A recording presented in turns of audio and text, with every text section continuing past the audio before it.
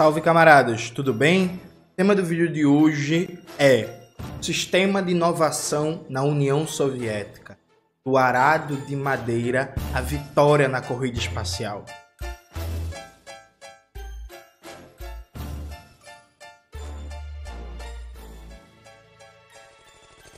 Antes de começar propriamente o tema do vídeo do canal, quero muito agradecer a você que ajuda a manter e melhorar nosso canal a partir do Apoia-se. Seu apoio é fundamental, indispensável para a gente manter aqui o nosso trabalho no Farol Brasil. Se preferir o Pix, está aparecendo aqui como QR Code na tela do vídeo.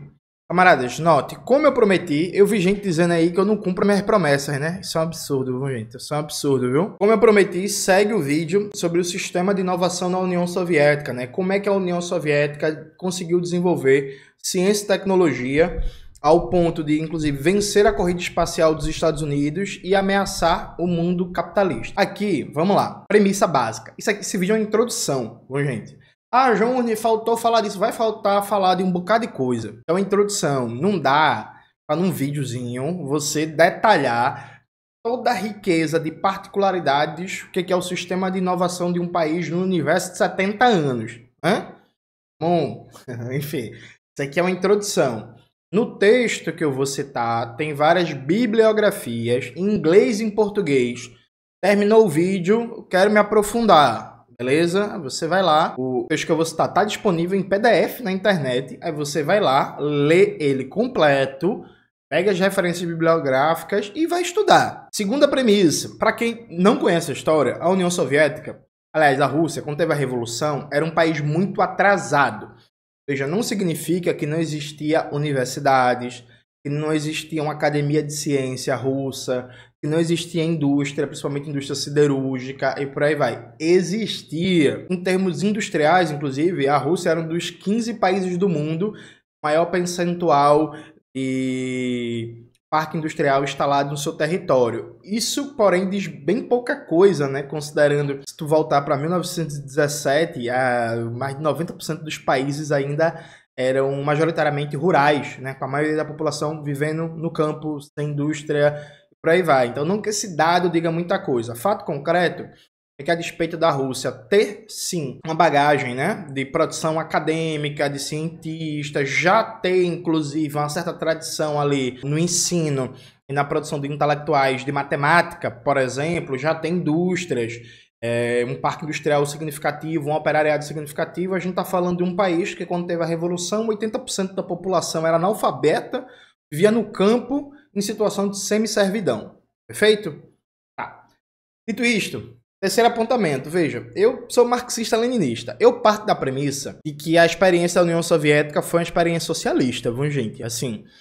E aí, veja, falar que a União Soviética foi socialista não significa dizer que não tinha problemas, não significa dizer que foi tudo maravilhoso, não significa dizer que a gente vai imitar o socialismo no Brasil, vai ser um decalque da União Soviética, nem nada disso. Para mim, tá fora de questão, fora de debate no sentido que, para mim, é uma visão consolidada, que aquilo foi uma experiência socialista. Eu não compartilho da visão de trotskistas, né, que dizem que a Rússia só foi uma experiência ditadura do proletariado, uma experiência socialista nos primeiros 3, 4 anos. Eu não compartilho isso nem Trotsky, diga-se de passagem, viu? Para vocês saberem. Enfim, não compartilho dessa visão, então não vou nem debater aqui. E não compartilho, inclusive, da visão de alguns camaradas marxistas-leninistas que acham que a União Soviética deixou de ser socialista nos anos 50 com a morte de Stalin. Assim, também não é a minha. Para mim, a gente está falando de um período histórico com diversas fases diferentes da construção do socialismo, da forma de se expressar historicamente o socialismo na União Soviética.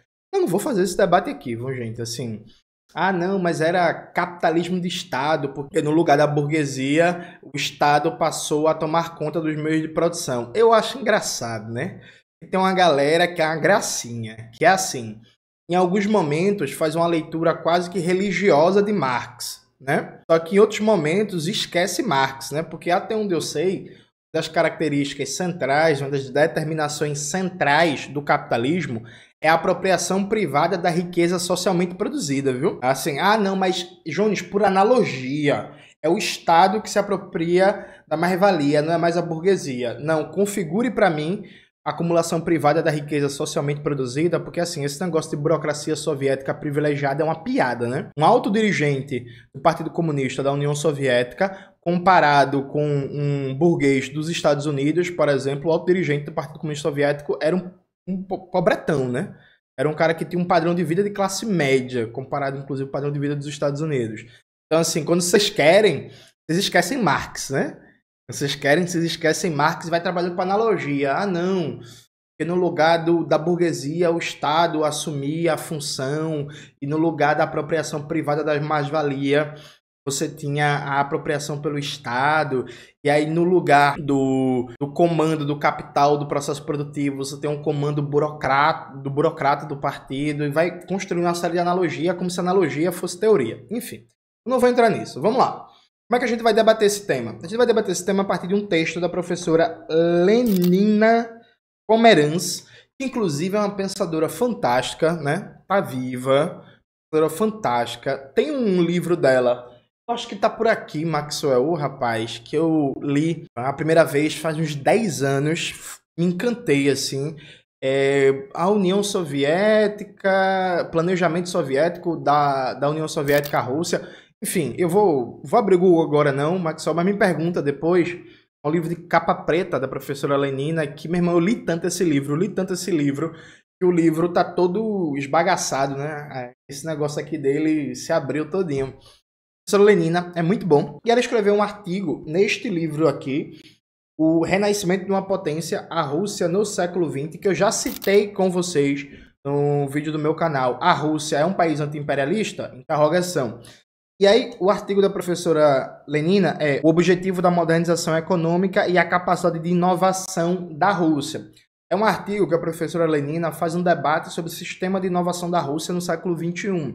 Só que aí, necessariamente, né, para falar do sistema de inovação da Rússia, ela começa falando da União Soviética, que é a premissa do debate e da conversa, né? E aí, vamos acompanhar aqui a análise da professora Lenina. Maxwell vai colocando na tela os trechos que eu vou lendo, a gente vai lendo trechos, comentando e fazendo uma reflexão aqui conjunta, beleza? Ó, o começo, já na página 170 da reflexão, é assim. Assim como em todos os estudos e pesquisas relacionados à União das Repúblicas Socialistas Soviéticas, é indispensável para entender o processo de criação e desenvolvimento do sistema de inovação soviético, considerar o fato de que este país intentou uma primeira experiência histórica de implementação de um novo sistema socialista, distinto do sistema capitalista vigente, e constituiu, por isso mesmo, um desafio, tanto do ponto de vista de sua confrontação internacional, quanto do ponto de vista de sua consolidação interna enquanto país. Então, a premissa aqui é que a gente está falando de sistema de inovação num país socialista,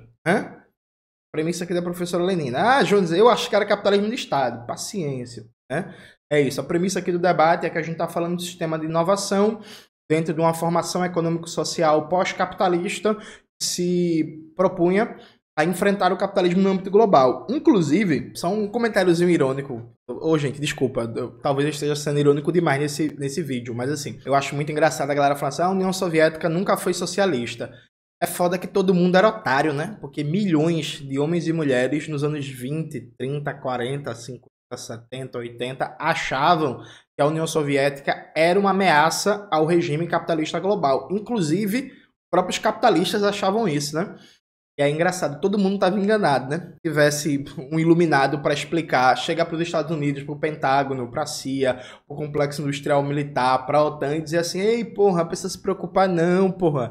Os caras nem são socialistas, isso é só capitalismo de Estado, tá de boa, porra, não precisa nem fazer espionagem, sabotagem, plano de assassinato, bloqueio econômico, boicote diplomático, tá de boa, porra. Olha, a Guerra Fria não tinha nem acontecido. Mas voltando aqui, ironias à parte. A professora Lenina, ela começa dando o marco histórico, né? Não só da industrialização soviética, mas de uma capacidade de planejamento do desenvolvimento de ciência e tecnologia. Ela diz o seguinte, já na página seguinte, 171. O começo do sistema soviético de inovação tecnológica deu-se durante as décadas de 20 e 30 e foi fortemente impulsionado pela elaboração do primeiro plano de industrialização do país, o plano Goyero. E aí tem a sigla em russo, né, gente?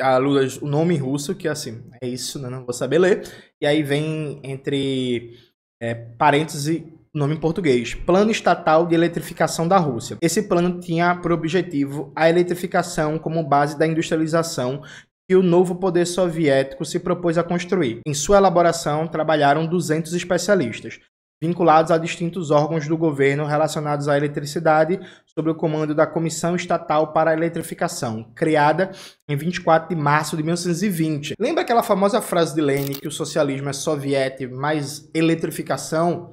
Nesse contexto aqui da criação do primeiro órgão soviético de planejamento, né? E é curioso, perceba, a Revolução foi no final de 17, o primeiro órgão de planejamento só foi criado em 1920, né? E aí teve guerra civil, teve uma série de questões que atrasou esse processo de construção econômica. O plano foi determinado em novembro e apresentado no dia 22 de dezembro daquele ano ao 8º Congresso dos Sovietes de toda a Rússia. O impulso proporcionado pelo Plano Goyuro para o desenvolvimento tecnológico do país, com a mobilização de técnicos e especialistas, é observado no crescimento de 33% dos institutos de pesquisa científica do sistema do Conselho Superior da Economia Nacional, entre 1929 e 1933, já pegando aqui o primeiro plano quinquenal da União Soviética. E aqui, quando a União Soviética está lidando, a partir dos anos 20, com o começo da sua tentativa de planificação, tem uma certa oscilação entre tentar absorver tecnologia de fora e focar no desenvolvimento autônomo. Na União Soviética sempre teve uma estratégia meio dual, nos anos 20. Sempre não, né, gente? Sempre é foda. Nos anos 20 sempre teve uma estratégia meio dual. E que se desdobra também nos anos 30, mas ainda que nos anos 30 com foco maior na autonomia tecnológica, que é produzir internamente a tecnologia, as inovações tecnológicas, formar força de trabalho especializada, mas ao mesmo tempo importar força de trabalho e importar tecnologias em parcerias, inclusive em joint ventures com empresas do mundo capitalista. Eu já citei no meu vídeo, a Rússia é um país anti-imperialista que até 1927 e 26, o principal parceiro comercial da Rússia soviética era a Alemanha, não a Alemanha nazista. A Alemanha dos anos 20 não era nazista, mas era a Alemanha. A Alemanha, a República de Weimar, que matou Rosa Luxemburgo e Karl Liebknecht, viu? E isso começou quando Lenin ainda estava vivo. Nem adianta colocar na conta só do Stalin, não. E aí, nesse vídeo, eu expliquei que isso aconteceu porque a Alemanha, como principal derrotada da Primeira Guerra Mundial, ela foi expulsa da ordem capitalista, colocada na época, né, simbolizada na Liga das Nações. E aí, a Alemanha era um pária da ordem capitalista internacional. A União Soviética era um pária da ordem capitalista internacional, por motivos diferentes. Eles acabaram fazendo uma união. Do ponto de vista, inclusive, do desenvolvimento tecnológico militar da União Soviética, nos primeiros anos, foi fundamental a parceria com a Alemanha capitalista para armar o Exército Vermelho frente a uma preocupação permanente de uma nova invasão dos países capitalistas, como aconteceu no âmbito da Guerra Civil. Ainda no comecinho dos anos 20, a União Soviética teve um esforço consciente de atrair especialistas, né, engenheiros, técnicos, administradores dos países burgueses e buscar, inclusive, instalação de empresas dos países capitalistas na União Soviética. Foram esses países que não quiseram, viu?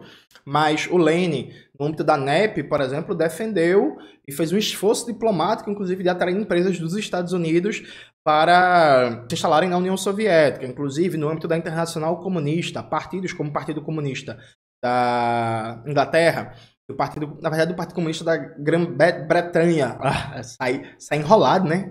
Grã-Bretanha, vocês entenderam? E o Partido Comunista dos Estados Unidos, eles tinham tarefa de recrutar engenheiros, de recrutar técnicos, recrutar químicos, físicos, mecânicos, para também irem trabalhar na União Soviética, né? Trabalharem mesmo no processo produtivo da União Soviética e tal. Claro que o alcance disso foi muito limitado e, claro, presta atenção aqui, isso não tem relação nenhuma com o que acontece com a China hoje, porque a escala, a forma, o período histórico é totalmente diferente. Dito isto, você, às vezes, que pode ser um pouco esquerdista malucado, acho que você precisa saber que o Lenin defendia e defendeu ardorosamente para acelerar o desenvolvimento tecnológico da União Soviética, fazer joint ventures com empresas capitalistas dos Estados Unidos, né?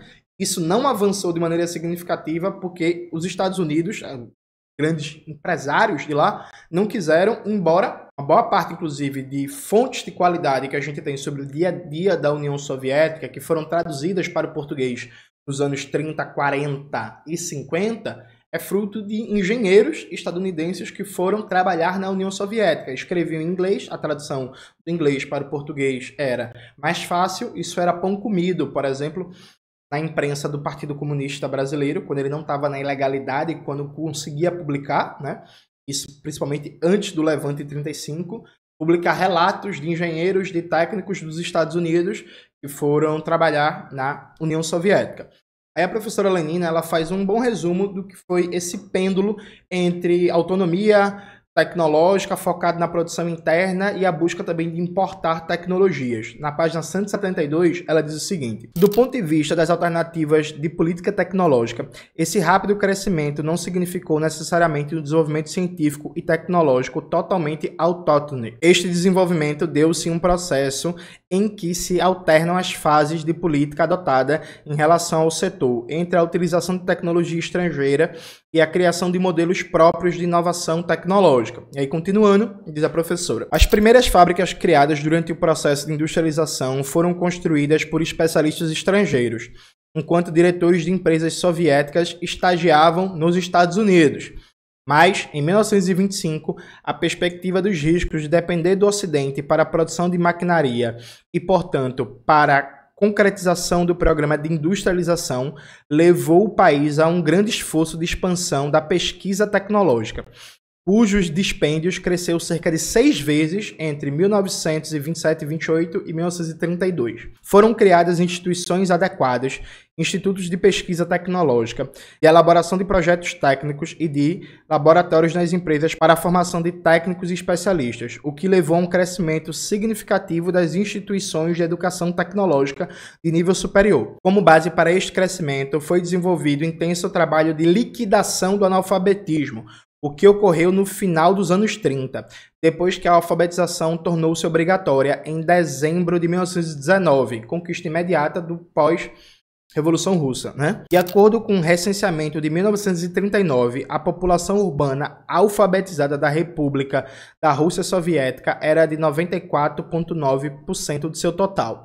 A população rural alfabetizada era de 87,7% total. Como resultado destes esforços, no final dos anos 30, contavam-se na União Soviética mais de 10 milhões de especialistas, dos quais mais de 900 mil com educação superior. Veja, aqui de novo, assim, a gente tem que pontuar isso, infelizmente. Para algumas pessoas, esse esforço hérculo de erradicar o analfabetismo e criar uma revolução cultural do ponto de vista de difundir instituto de pesquisa, universidade, escola técnica, laboratório de pesquisa, instituição de ensino superior, distribuir curso superior e por aí vai.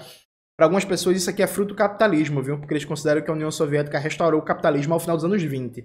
Então tudo isso que a gente leu sobre o plano fantástico de erradicar o analfabetismo, vocês lembram que no começo da Revolução Russa, 80% da população era analfabeta, né? No final dos anos 30, 94,9% da população era alfabetizada das áreas urbanas e a União Soviética, para ser mais preciso, inclusive a Rússia Soviética, tinha mais de 900 mil pessoas com educação superior. Para algumas pessoas isso aqui é restauração capitalista, né? Mas enfim, vamos lá, continuando.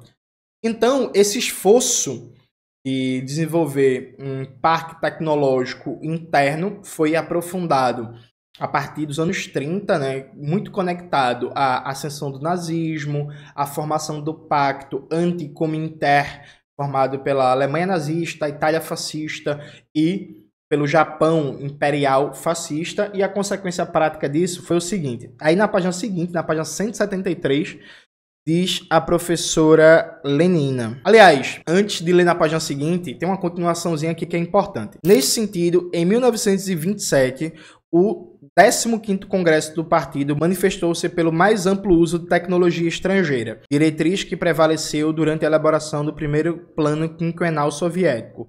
Isso se concretizou de duas formas, com a importação maciça de bens de capital, cuja média anual de crescimento no país foi no período de 1928 a 1931, foi de cerca de 50% acima da registrada no período de 24 a 27, né, e que assegurou o fornecimento de 4/5 das máquinas instaladas em 32 e por meio de assistência técnica estrangeira, cujos contratos passaram de 30 em 1929 para 124 em 1931. Aí, no contexto dos anos 30, como já falei, a ascensão do nazismo, do fascismo japonês, claramente o crescimento do fascismo por toda a Europa e para o mundo, fora dificuldades econômicas, que a gente vai ler agora, veja o que fez a União Soviética. Durante períodos posteriores, com balanço de pagamentos que restringiram a importação de um lado e a desconfiança do regime em relação ao intercâmbio tecnológico com os países ocidentais, um quadro de aprofundamento das disputas políticas no interior do partido, por outro lado, levaram a um esforço concentrado dos especialistas soviéticos de criação de seus próprios projetos, a despeito das instruções emitidas pelo comissariado envolvido na criação de máquinas, como o comissariado de máquinas pesadas, de projetar e manufaturar novos equipamentos, levando em consideração a experiência de firmas estrangeiras avançadas e copiando os melhores modelos estrangeiros. Pesquisa de fontes ocidentais sobre a indústria de máquinas, citada por Parrot, indicam que somente 30% dos modelos principais introduzidos entre 1938 e 1940 eram baseados em projetos estrangeiros, enquanto estes representavam 95% entre 1928 e 1932 e 75% entre 1933 e 1937. Esse esforço de superação da dependência tecnológica estrangeira se manifestaram especialmente no setor de armamento. Ainda segundo Parrot, no final dos anos 30, os projetistas soviéticos estavam produzindo armamentos que, se não iguais, aproximavam-se ao dos rivais internacionais da União Soviética. Então aqui vamos dar um arremate de síntese. A União Soviética, a partir de um sistema planificado, de economia planejada, ela começa um esforço de desenvolvimento tecnológico. Esse esforço de desenvolvimento tecnológico, ele tem alguns pilares básicos. Primeiro, feijão com arroz, que eu falo inclusive no meu vídeo Átila e Amarino, Sistema Nacional de Inovação Chinês. Qual é o feijão com arroz, gente? É acabar com o analfabetismo, é criar universidade, é criar escola de qualidade, é meter museu para todo canto, instituto de pesquisa, laboratório, escola técnica, enfim, é criar um sistema que selecione os melhores talentos. É que eu abro um parênteses. Nesse vídeo lá do Átila e Amarino, eu comentei que um Sistema Nacional de Inovação precisa selecionar os melhores. Aí algumas pessoas entenderam que isso era meio que um estímulo à competitividade, à concorrência entre as pessoas. Veja, gente, nem todo mundo vai ser cientista não, viu? E zero problema, sabe? É isso. Nem todo mundo vai ser engenheiro, vai ser químico, vai ser físico, vai ser matemático, vai ser médico, vai ser médica, vai ser bioquímico. E é isso. Vai ser físico nuclear, zero problema. Zero problema, percebe? Você precisa criar um sistema que vá formar milhões, né, de especialistas, de técnicos, de cientistas, e algumas pessoas não vão ser. Mas é preciso que desde a base você se estimule esse desejo de ser. E, ao mesmo tempo, criar uma lógica sociológica em que seja estimulado esse desejo de ser cientista e a pessoa que não conseguir ser um cientista de sucesso não seja frustrado. Não tem a sua dignidade humana negada por causa disso. Eu acho que nesse ponto, inclusive, a União Soviética foi muito bem. Do ponto de vista social, é claro que o cientista de sucesso tem um prestígio gigantesco, né, gente? E aqui, vamos lá, é isso, né? Você era membro da Academia Soviética de Ciências e era responsável pelo programa soviético de energia nuclear. É claro que você tem um puta prestígio do caralho. Dito isso, se você fosse um professor universitário, você fosse um operário, do ponto de vista social, a diferença de prestígio, a diferença de consumo, a diferença dos lugares que se frequentam, dos espaços de lazer, não era significativa, viu? Então, assim, nesse ponto, a União Soviética foi bem, e aqui sem nenhum tipo de certo idealismo romântico, não. É isso, nem todo mundo vai ser cientista, sabe? É isso. Nem todo mundo vai ser engenheiro. E tudo bem. Isso não é um problema. É parte do capitalismo e seu grau de dignidade humana depende da sua profissão, né? Se você for um médico, suave. Se você for um gari, você se fudeu, né? Numa lógica socialista, a gente vai precisar de médico e a gente, hoje menos, né? Inclusive até com a tecnologia, a função de gari real é cada vez menos necessário. Mas vamos imaginar, né, que seja 100% necessário. A função do socialismo é garantir a possibilidade de escolha para quem quiser ser médico ser e quem quiser ser gari ser. Os dois tenham dignidade, vida tranquila, respeito, moradia, emprego, comida, saúde, educação, cultura, lazer, mobilidade urbana, bem-estar, segurança e por aí vai. Entendido? E aí a União Soviética faz esse feijão com arroz, cria uma série de instituições para coordenar a pesquisa de base, para garantir a pesquisa aplicada, investe que as fábricas tenham escolas, dentro das fábricas, escolas técnicas, às vezes inclusive escolas de ensino superior, que o operário que é operária, que trabalha de manhã e de tarde, estude de noite, se forme e que o próprio universo da fábrica seja um universo de experimentação, né? Então, por exemplo, aprender a fazer engenharia reversa na própria fábrica, sabe? Então, garantir um sistema de desenvolvimento científico conectado diretamente à produção, inclusive intercalando, era isso.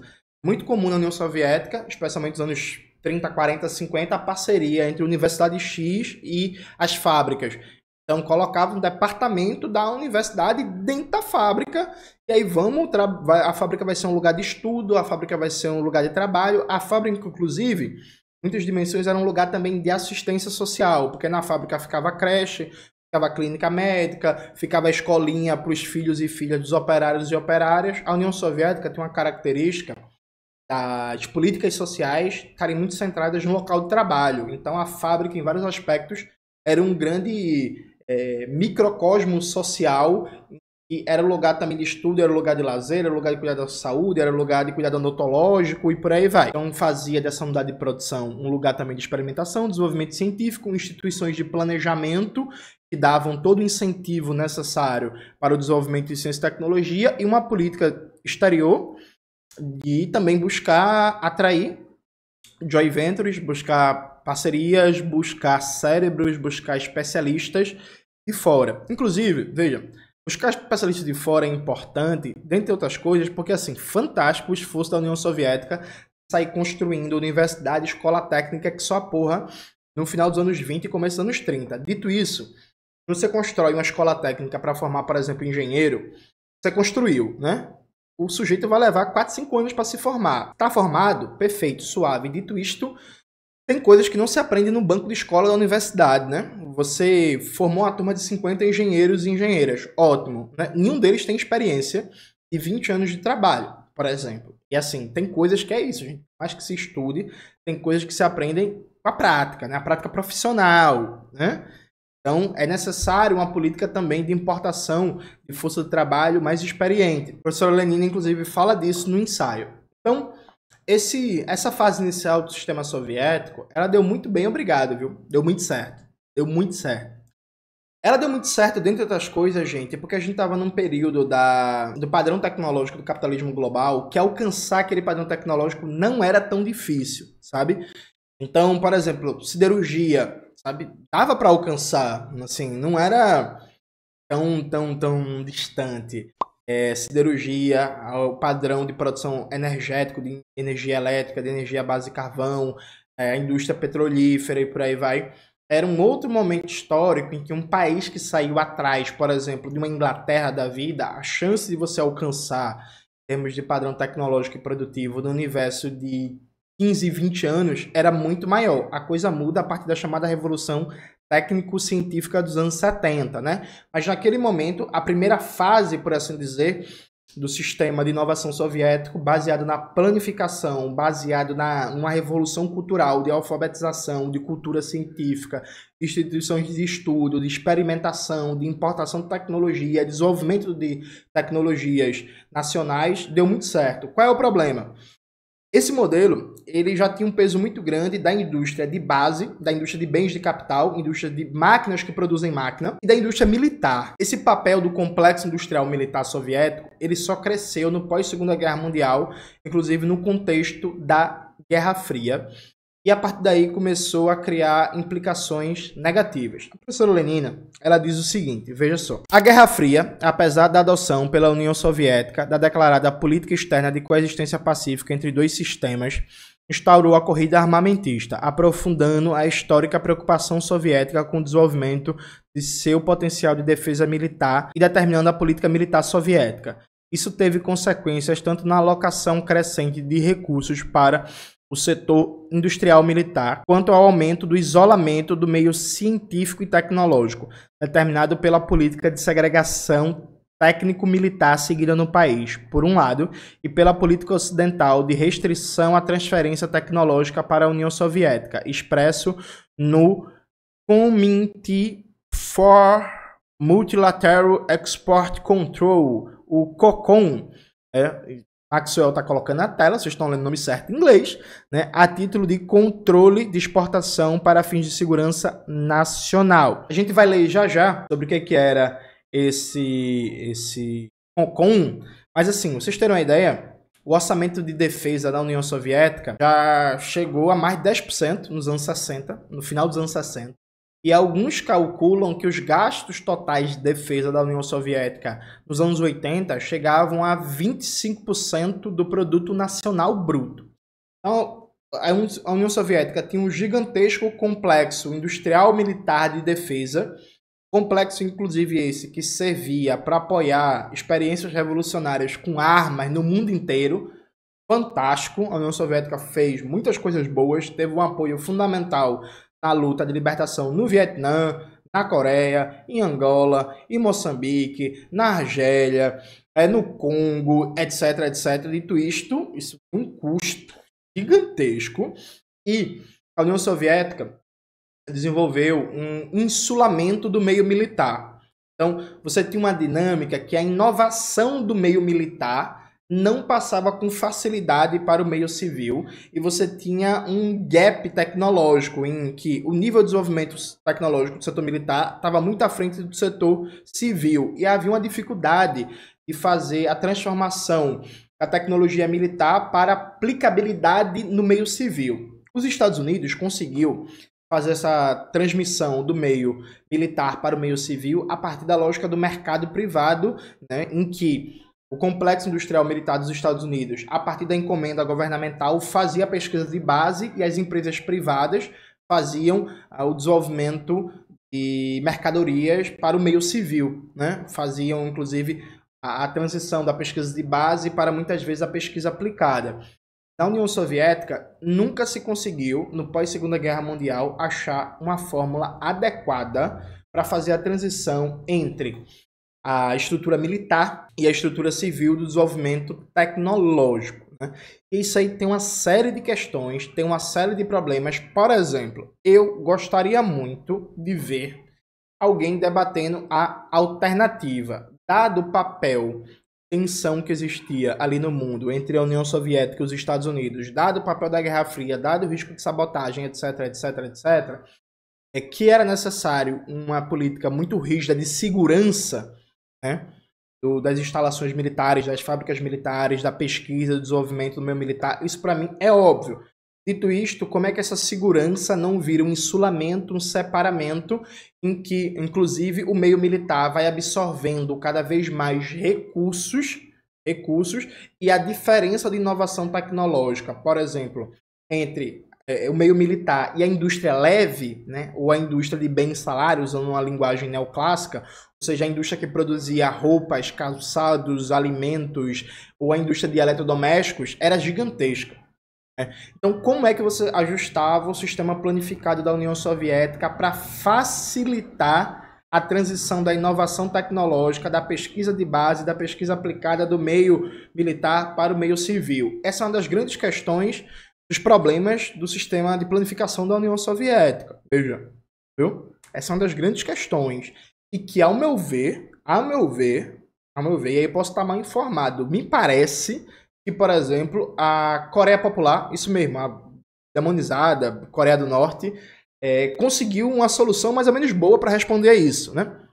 A Coreia do Norte não é tema aqui, não é objeto e tal, mas isso é uma questão muito importante, né? Muito importante. Para mim, é muito claro que o mecanismo usado pelos Estados Unidos, muito bem descrito, inclusive, no livro da Mazzucato, do Estado Empreendedor, não serve para um modelo socialista. Tem a resposta chinesa, que eu não vou entrar aqui no âmbito também, se é boa. Enfim, funciona. Eu não sou simpático com a resposta chinesa. Acho que a gente poderia encontrar uma resposta sem depender de mecanismos de mercado, né? Sem depender de mecanismos de mercado. Mas, assim, eu não conheço uma boa resposta. E aí, aliado a esse problema do setor militar, insulado, muito inseparado, a União Soviética também, por causa das próprias disputas, inclusive políticas de poder, também teve uma dificuldade muito grande entre integrar os diversos ciclos da inovação tecnológica, em que a Academia de Ciências Soviética ficava, por exemplo, separada dos institutos e da pesquisa aplicada, especialmente a partir do final dos anos 50. Então, uma separação entre a pesquisa de base, a pesquisa aplicada, a inovação produtiva, o experimentalismo produtivo, tentando dar aplicações massificadas para certas inovações científicas. A professora Lenina debate isso muito bem, dizendo o seguinte, na página 179, veja o que diz a professora Lenina. A divisão entre pesquisa fundamental foi deixada a cargo da Academia de Ciências e a pesquisa aplicada a cargo dos institutos de pesquisa vinculados aos ministérios e à produção industrial. Esta divisão levou à ausência de interações entre as instituições de pesquisa entre si, provocada pelo que ele considera a lógica institucional da economia de comando. Ele que ela está falando é o Castel, que ela está citando, né, na página anterior. Ou seja, a lógica que preside o sistema centralizado de administração da economia teria levado à incapacidade do sistema soviético de se integrar de maneira efetiva à revolução técnico-científica ocorrida durante a década de 70. Esta incapacidade revelou-se basicamente no setor de tecnologia da informação, atada à lógica do setor militar, sobre cuja prioridade se assentava toda a política tecnológica do país. O foco da política tecnológica era a capacidade de defesa do país, que dependia do avanço tecnológico do complexo industrial militar. Então, veja, a pesquisa fundamental, a pesquisa de base, ficava a cargo da Academia de Ciências e a pesquisa aplicada a cargo dos institutos de pesquisa, dos ministérios, das empresas e por aí vai. Então a gente já tem um problema do peso do complexo industrial militar e seu isolamento do ponto de vista da economia civil no desenvolvimento científico. A gente tem um problema de um modelo institucional de separação, especialmente a partir dos anos 50, entre pesquisa de base e pesquisa aplicada, com órgãos diferentes e a interação, a sinergia entre eles não era muito boa. E a gente tem um terceiro problema, que é o boicote do imperialismo, né? E aí tem gente que acha que o imperialismo não existe, né? Vamos ver aqui o que significa o COCOM, né? Que é aquela política de bloqueio à tecnologia da União Soviética que a gente acabou de citar. Na página 177, veja o que diz a professora Lenina. Sem reduzir o significado das considerações ideológicas dos dirigentes soviéticos, cabe ressaltar que elas não eram totalmente destituídas de fundamento, dadas as posturas também ideológicas e geopolíticas dos dirigentes ocidentais no desenrolar da Guerra Fria.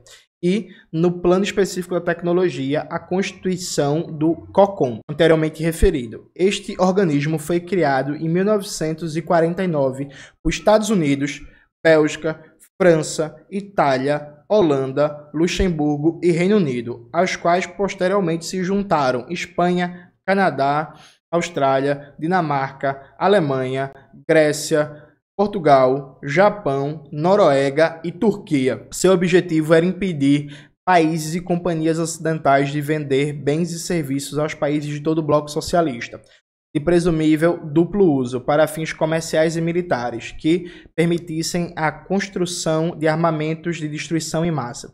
Segundo o texto do Encyclopedia of Business, após a Segunda Guerra Mundial, tornou-se aparente ao Ocidente que qualquer vantagem estratégica que se tivesse sobre o bloco soviético dependia enormemente de sua superioridade tecnológica. Os países membros do COCOM se reuniram para preparar 3 listas de itens a serem controlados: a da energia atômica internacional, a das mudanças internacionais e a da indústria internacional.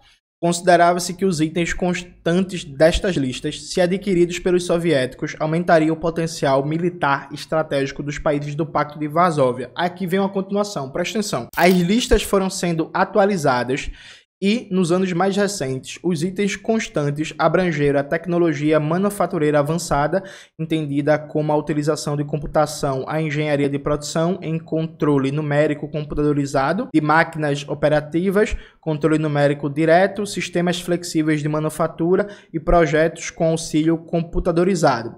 Após uma reunião com funcionários do COCOM, em junho de 1990, o Reino Unido preparou novas listas, a serem atualizadas em 91, cobrindo unidades de controle numérico, máquinas operatrizes numericamente controladas, máquinas de dispersão de hardware e software de computação. E aí, descendo um pouquinho mais, veja, em relação ao empenho no desenvolvimento de tecnologia própria, coloca-se várias questões. Aí, a Lenina, depois de descrever todo esse boicote eficaz, do COCOM à União Soviética, especialmente na Revolução Técnico-Científica dos anos 70, informática, telecomunicações e por aí vai, e aí vem um debate sobre e o desenvolvimento de tecnologia autônoma nacional. Aí vem um debate, né? A disponibilidade de recursos em um quadro de redução do nível de crescimento da economia, ainda que mantendo as proporções do PNB a ela destinadas, a dos institutos de pesquisa nem sempre se ajustarem às decisões partidárias, de acordo com os quais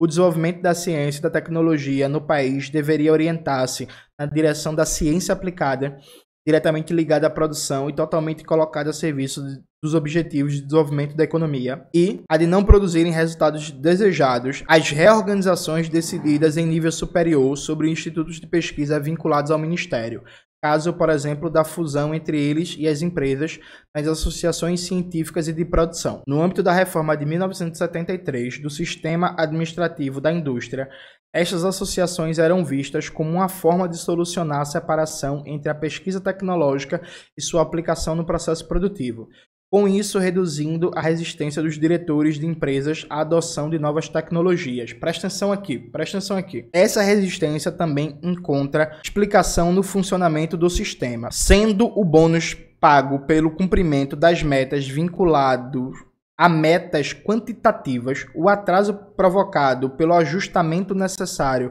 no processo produtivo pela introdução de novas tecnologias poderia levar ao seu não cumprimento e, consequentemente, a perda do bônus. A União Soviética, a galera fala muito da União Soviética autoritária, totalitária e por aí vai, mas o negócio era o seguinte, veja, ninguém obrigava os trabalhadores de uma fábrica a, por exemplo, mudarem radicalmente o seu processo produtivo. O que a fábrica tinha que fazer era cumprir o que foi estabelecido no plano quinquenal, a sua cota no plano quinquenal. Essas metas, elas eram estabelecidas do ponto de vista quantitativo, né? Então, a siderurgia tem que produzir quanto de aço, né? Uma fábrica de cimento tem que produzir quantas toneladas de cimento, né? Uma fábrica de telha tem que produzir quantas telhas, uma fábrica de carro tem que produzir quantos carros. Metas quantitativas e bônus a partir de cumprimento da meta, bônus de rendimento, bônus de salário, bônus de ampliação e de capacidade, benefícios ligados àquela fábrica, elas não estimulam a introdução de inovações tecnológicas e produtivas, né, gente? Porque tentativa, erro, atraso, não cumprimento necessariamente das metas de início e por aí vai. Então existia na União Soviética uma lógica sistêmica de acomodação, né? Em que, se uma fábrica estivesse cumprindo religiosamente as metas estabelecidas no plano quinquenal, ela era uma ótima fábrica. Mas e se o maquinário dessa fábrica não é atualizado há mais de 10 anos? Isso não é um problema. É porque tal fábrica está cumprindo religiosamente as metas do plano quinquenal. Tem um debate que o Elias Jabbour faz, eu já falei no meu vídeo, a crítica que Elias Jabbour deveria receber, que eu adoraria que alguém fizesse uma crítica séria, um debate, não vai ser eu, que eu não tenho tempo, que é o Elias fala que a China planificou a destruição criativa schumpeteriana. Nesse sentido, a China teria, segundo Elias, dado uma solução para esse problema, por exemplo, que existia na União Soviética, que o sistema de planificação soviético ele tinha um baixo estímulo à introdução de inovações científicas no processo produtivo, especialmente a partir dos anos 60. Né? Veja, isso é uma questão para ser resolvida, viu, gente? É uma democracia operária, mas era justamente, inclusive uma das questões era a democracia operária, porque os operários não queriam mudança. Então tinha uma assembleia do conselho de fábrica, não, vamos aqui mudar o processo produtivo, criar uma nova linha de montagem. Não, quero não, a gente quer não, tá de boa assim, a gente quer cumprir o plano, receber o bônus, tudo certo, ir pra casa, tomar uma cerveja, ir pro teatro, ouvir uma música, tá tudo de boa, a gente não quer não, mudar não, vai ficar do mesmo jeito, sabe? A vida é dura. Tem algumas pessoas que acham que falar a palavra stalinismo e burocracia resolve os problemas, né? Que é só autogestão operária. Inclusive, um dos problemas da inovação, da introdução da inovação na União Soviética, era justamente o corporativismo local. Então, se um conselho de fábrica decidisse que não ia mudar, por exemplo, o processo produtivo, não ia incorporar novas máquinas no universo, por exemplo, 10, 15 anos. E aí, para fazer o quê? Respeitou e acabou, a democracia operária. Acho que vale muito a pena estudar a experiência iugoslava. A Iugoslávia tinha desemprego, viu, gente? Sabe por que tinha desemprego? Uma das características não era a autogestão, né?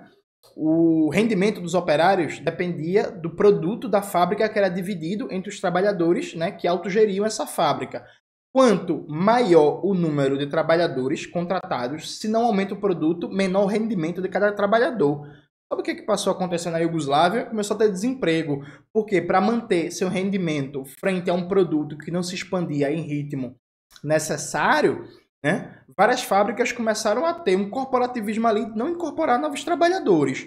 Então a Iugoslávia começou, por exemplo, a abrir fábricas ineficientes, de maneira desnecessária, para fazer frente ao desemprego branco que estava ali colocado, porque, na verdade, os trabalhadores não queriam ter rendimento menor, incorporando novos trabalhadores àquela unidade de produção, né? E, consequentemente, dividindo o lucro da fábrica com mais pessoas.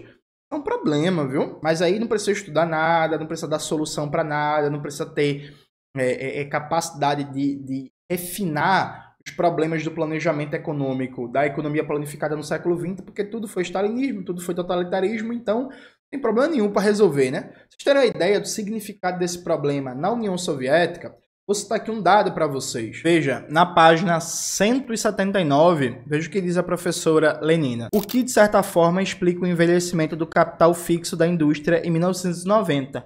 Equipamentos de produção com mais de 10 anos de utilização representavam pouco menos da metade de seu total, 42,3%, dos quais 15% tinham mais de 20 anos de uso. Veja, em 1990, 15% do capital fixo das indústrias, das máquinas e equipamentos da União Soviética tinham mais de 20 anos de uso. E aí, claro, aqui ninguém está falando de desperdício, não, de fazer máquina descartável para vender na lógica capitalista, não. Aqui a gente está falando da dificuldade que se foi conectar a inovação científica ao aumento da produtividade. A União Soviética nunca teve uma crise econômica. A União Soviética não acabou por problemas econômicos, né? Tem um texto muito bom do professor João Cartim de Moraes, que é O Mito do Fracasso Econômico da União Soviética. Coloca aí na tela, Maxwell. Mas assim, inegavelmente tinha problemas. A partir dos anos 70 e 80, cai o índice de crescimento econômico, o índice de produtividade do trabalho e a capacidade de incorporar tecnologia ao processo produtivo, né? E eu acho que foram problemas a partir de um modelo de planificação. E presta atenção, esse ponto aqui é importante. Veja, a experiência acumulada que a gente tem de planificação econômica no século XX, ela é 100% exitosa para construir infraestrutura, indústria de bens de capital, indústria de base, né? Indústria de capital constante e por aí vai. É isto.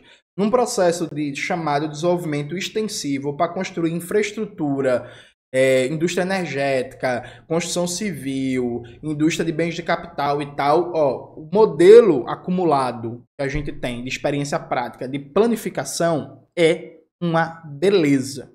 A gente não precisa inventar a roda, sabe? Não precisa inventar a roda. Então, fiz essa revolução brasileira hoje para pensar, por exemplo, a renovação da infraestrutura nesse país de norte a sul, uma política, por exemplo, de ligar esse país de verdade com a integração nacional, a gente tem uma literatura acumulada pronta para ser usado, claro, com as particularidades brasileiras, né? Daí que a luz apagou aqui. Agora, a gente tem um problema grande no modelo de planificação do século XX, na hora de pensar a qualidade, do ponto de vista qualitativo, a produção na indústria leve, é um problema, viu? Do ponto de vista da aplicação das inovações científicas no processo produtivo, da transição entre a inovação científica no setor militar para o setor civil. São problemas. Claro que hoje existem vários teóricos que falam do papel da computação, da internet, da inteligência artificial na facilitação do processo de planificação da economia. O Paul Cockshott, que é um economista que fala muitas besteiras em vários outros temas, mas no debate sobre planificação é um cara importante, ele fala sobre como a internet e a informática eleva a capacidade de planejamento da economia né, a partir da aplicação. Inclusive hoje a gente tem o 5G, tem o Big Data e tal, em que deficiências do modelo soviético de planejamento para a indústria leve, para a indústria de bens de consumo, para design, para inovações de adaptação, tecnologia do meio militar para o meio civil, hoje em dia seria facilmente sanados. A gente precisa estudar isso, viu? Estudar isto. Moral da história é, quando a União Soviética foi derrubada, ela estava atrasada, sim, na revolução tecnológica, do ponto de vista da computação, informática, da telefonia e por aí vai. Não estava em todos os setores. Não estava no setor petroquímico, não estava no setor nuclear, não estava no setor energético, mas estava atrasada. A gente poderia debater muito o que poderia se fazer diferente e tal. Eu quis para vocês aqui, mesmo o vídeo sendo longo, dar só uma pincelada. Eu reforço que vocês leiam o artigo da professora Lenina Pomeranz para pegar as referências, estudar mais sobre o tema e tal, e pensar esse desafio para o Brasil, né? Vamos lá. O Brasil é um país dependente do ponto de vista tecnológico. A gente tem o que aprender com a União Soviética para pensar a nossa Revolução Brasileira, para pensar um sistema de inovação brasileiro que não existe hoje, o papel das universidades, das empresas públicas, dos IFES, dos institutos federais, como é que da CAPES, do CNPq, sabe, dos fundos de financiamento da pesquisa e da ciência, enfim. Vamos estudar concretamente, entender os processos. A gente tem uma experiência histórica acumulada, né? Que a gente tem do que tirar, a gente tem do que aprender, porque com todos os problemas, limites e erros, afinal, os problemas de limites e erros são evidentes, porque a União Soviética foi derrotada. A União Soviética saiu do arado de madeira para colocar o ser humano no espaço, né? Então foi uma experiência que teve muitos êxitos também, e eu acho que a gente precisa aprender com ela. É isso, galera. Espero que vocês tenham gostado do vídeo de hoje do canal. Não esqueça de se inscrever no canal, ativar o sininho, curtir esse vídeo, compartilhar e tudo isso que vocês já sabem. Um beijo e até a próxima.